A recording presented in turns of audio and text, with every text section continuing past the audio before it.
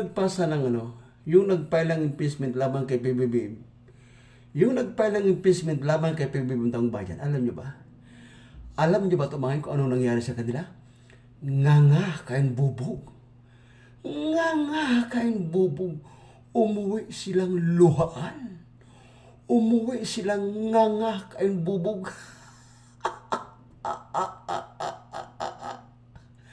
Isang araw lang silang masaya. Pangalawang araw, putang ina. Hindi sila nagtagumpay, hindi sila nagwagi. Bagamat pinagnindigan nila ang kanilang mga ipinail o sinampang impeachment laban kami na si PBBM daw ang mastermind. Si PBBM daw ang master na pinapandigan nila.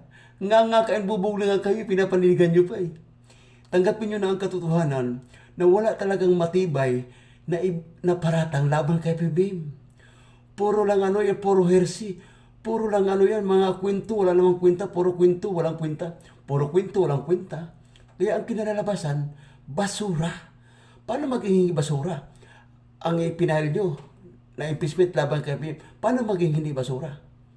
Kulang sa vitamins, kulang sa sustansya. Malnourished eh. Malnourished na nga. Tapos binulati pa. Subukan nyo daw kung bulatihin ka kung anong kinalabasan mo. Di ba pag binulati ka, ang kinalabasan mo dyan ay malnourished. Kulang sa sustansya, kulang sa vitamins. Kaya hayon, basura ang impeachment na ipinali nyo laban kay PBBM. Kasi nga malnourished eh.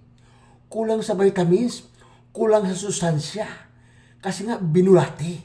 Kapag binulati, magiging malnourished ka. Ha?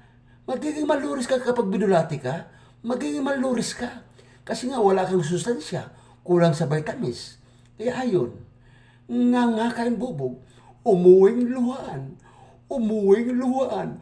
Umuwing nga kain bubog. Umuwing nga kain bubog.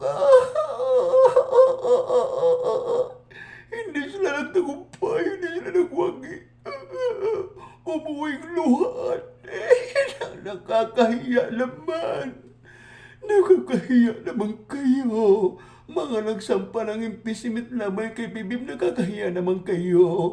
Umuwi kayong luhaan. Umuwi nga kain bubog. Paano kasi?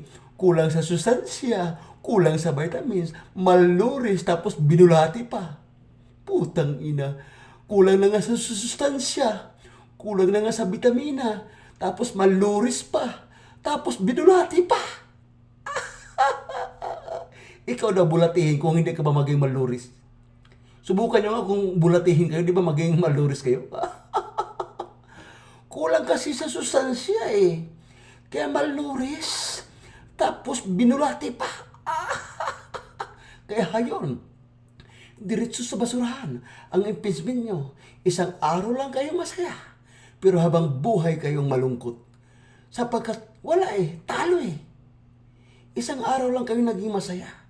Atat na atat kayo magsampa ng impeachment laban kay PBBM. Pero ano nangyari?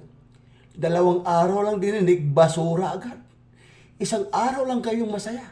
Kinabukasan, hanggang ngayon, habang buhay nyo nadadalhin ang pagkatalo nyo na ipinal yung impeachment laban kay PBBM, habang buhay nyo nadadalhin yun. Nakakahiya naman kayo. Nga kain bubog. Nga kain bubog. Nga kain bubog. Nakakahiya naman kayo.